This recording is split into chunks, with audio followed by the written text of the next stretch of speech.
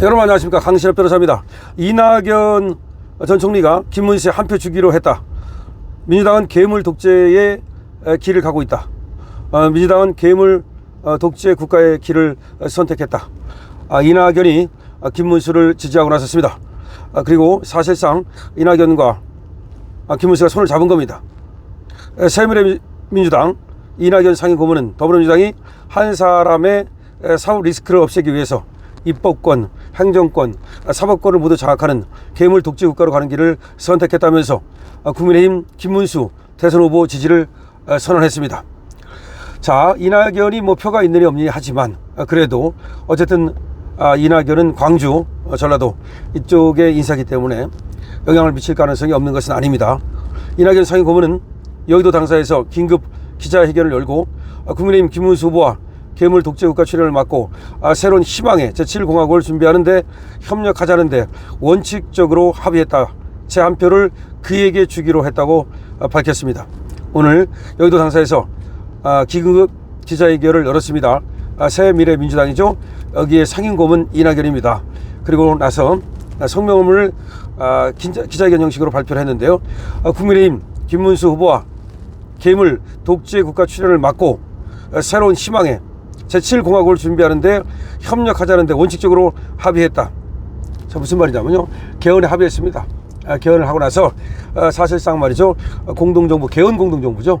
뭐 공동정부라 해가지고서 무슨 지금 새미래민주당한테 무슨 권력을 준다 그런 의미는 아니고 개헌을 같이 하기로 하는데 합의했다, 이렇게 보면 되겠습니다.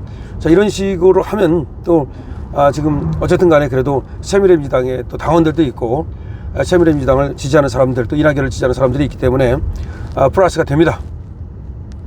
자, 독재국가, 이 말이 눈에 딱 들어오죠. 독재국가의 출현을 막아야 된다. 독재국가의 출현을 막아야 된다. 또 제7공화국을 준비해야 된다. 그렇습니다. 지금 87년 제재가 지금 수명을 다했습니다. 그 수명을 다했더니 지금 이와 같은 사태가 벌어진 거 아닙니까? 다시 말해서 87년 제재가 국회가 독재를 하려고는 예상을 못했습니다. 87년 헌법을 만들 때만 해도 대통령이 독재를 한다고 생각했지 국회가 독재를 하는 것이라고는 전혀 생각을 못했기 때문에 그것을 막는 장치를 두지 못했습니다. 그래서 국회 해산권도 없고 그리고 또 지금 국민 소환권, 국회를 중간에 끌어내리는 그런 제도도 없습니다. 그거를 이용해 가지고 말이죠, 그야말로 지금 170석이라는 걸 가지고 지금 민주당이 말이죠, 행정부를 탄핵한 거 아닙니까? 결국은 그 의석으로 탄핵한 겁니다. 물론 우리 쪽에서 일부 배신자가 나왔지만 우리 일부 배신자라 하더라도 저쪽이 170석이 없었으면 그렇게 탄핵을 할 수가 없는 거죠. 그렇게 탄핵을 하고 그 다음에 또 지금 정부를 마비시켰죠. 사실상 정부를 마비시키고 그 다음에 또 헌법재판소까지 장악했죠. 그리고 또 대법원까지 장악하겠다고 나선 거 아닙니까? 대법원이 장악이 안 되니까 대법원에서 이재명 유죄치 파기환송하니까 그거 잘못됐다, 잘못된 판결이다 라고 하면서 입법으로 밀어붙이고 그 다음에 여러 가지 또 압박으로 밀어붙여 가지고서 사실상 우리나라의 삼권 분립을 위태롭게 하고 있는 것이 바로 이재명인데요. 그 점을 지금 이낙연이 지금 지목하고 또 그걸 문제 삼고 있는 겁니다. 그러니까 독재국가라는 거죠. 독재국가의 출현을 막아야 된다. 지금도 사실은 상당 부분 이재명 독재가 지금 벌어지고 있는데 만약에 이재명이 대통령이 되면 완전히 독재국가 되지 않겠습니까? 그 출현을 막아야 된다. 그리고 제7공화국을 열어야 된다. 개헌을 통해서 새로운 희망의 시대를 열어야 된다는 거죠. 자, 이 상임 고문은 말이죠, 이낙연은 김문수 후보와 저는 국민통합을 위한 공동정부 구성 운영, 국민통합을 위한 공동정부 구성 구정, 그 다음에 공동정부라는 게 새미래민주당 출신도 몇 사람 상관으로 써주면 되는 거니까요. 그 다음에 제7공화국 출범을 위한 개헌 추진 협력, 그리고 2028년 대선 총선 동시 실실 통한 대통령, 그리고 국회 임기 불이치 해소, 그리고 3년 임기 실천 등 원칙적으로 의견을 같이 했다. 다시 말해서 김문수 후보가 이낙연 전 총리와 만나가지고서 국민통합을 위한 공동정부 구성을 운영하자, 그리고 제7공화국 출범을 위해서 개헌하자, 여기 하기로 하자. 그다음 2028년에 대선과 총선을 같이 치러가지고서 지금 대통령 임기와 국회 임기 불일치를 해소하자. 그리고 3년 임기 실천하겠다. 이런 거를 같이 이제 서로 주고받고 약속을 했다는 말입니다. 그래서 이거야 물론 지금 여러분 아시는 것처럼 김문수의 공약입니다. 대통령은 임기 3년만 하겠다는 거죠. 그 다음에 왜 3년만 하느냐, 대통령과 국회의 임기 불일치를 해소하기 위해서 그렇다는 겁니다. 그 다음에 이것이 2028년 총선과 대선을 같이 치르면서 그 문제가 해결될 수 있는 거죠. 그 다음에 제7공화국 출범을 위한 개헌 추진 협력, 다시 말해서 개헌해야 된다는 거죠. 개헌에 대해서는 두 양자가 같이 의견을 같이 했다는 겁니다. 그 다음에 국민통합을 위한 공동정부를 구성하고 운영해야 된다. 이 점에서도 서로 의견을 같이 했다는 겁니다. 이어서 지금 이낙연은 이렇게 말합니다.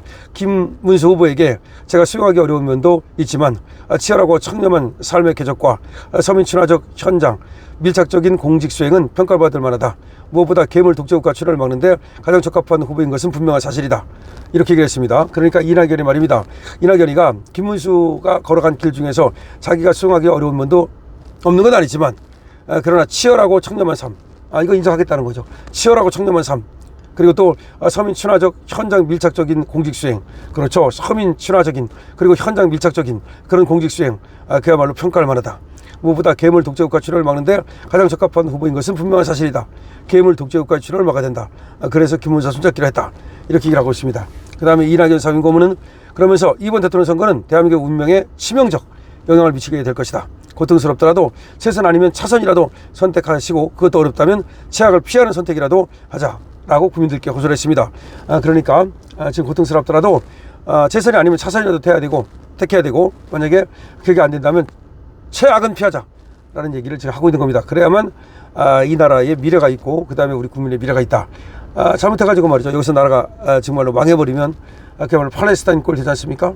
이스라엘도 말이죠.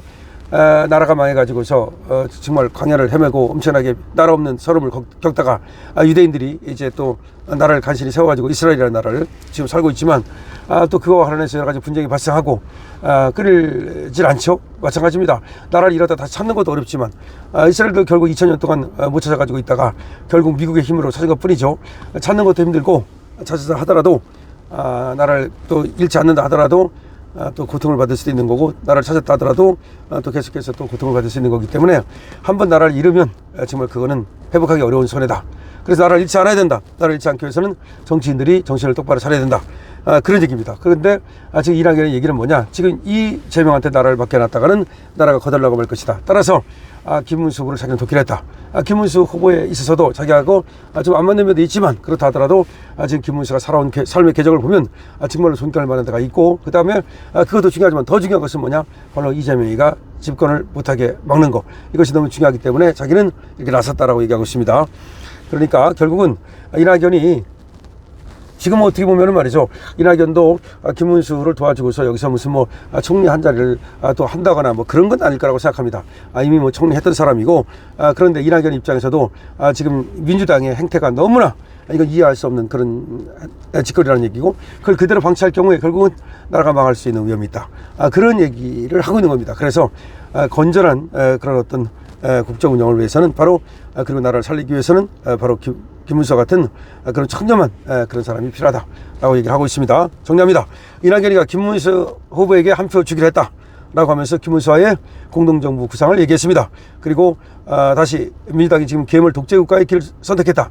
여기 대해서 민주당에 대해서는 그러니까 더 이상 미련이 없다는 것을 얘기하고 있는 거죠. 괴물 독재국가의 길을 선택한 이런 민주당과 같이 갈 수는 없는 거 아니냐, 이런 얘기입니다. 그래서 지금 김문수를 도와주는 것에 대한 그 어떤 얘기를 몇 가지 한 거고, 그 다음에 지금 이낙연은 말이죠, 국민통합을 위한 공동정부 구성 운영, 그 다음에 제7공화국 출범을 위한 개헌 추진, 이런 것들을 또 이제 제7공화국의 출범, 이런 것들을 김문수와 같이 하기로 편철하기로 약속했다고 볼 수가 있겠습니다.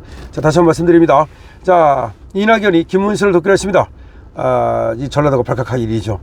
그리고 또 괴물 독재국가에서 출연은 반드시 막겠다. 괴물 독재국가가 선택되도록 놔두지 않겠다라는 얘기를 분명히 했습니다. 자, 이낙연 더 활발한 활동을 통해서 그야말로 전라도 표라든지 이런 어떤 이재명에게 염증이 난 그런 사람들의 표를 많이 갖고 오면 좋겠다 싶습니다. 여러분들 의견을 남겨주시기 바랍니다. 강세트입니다.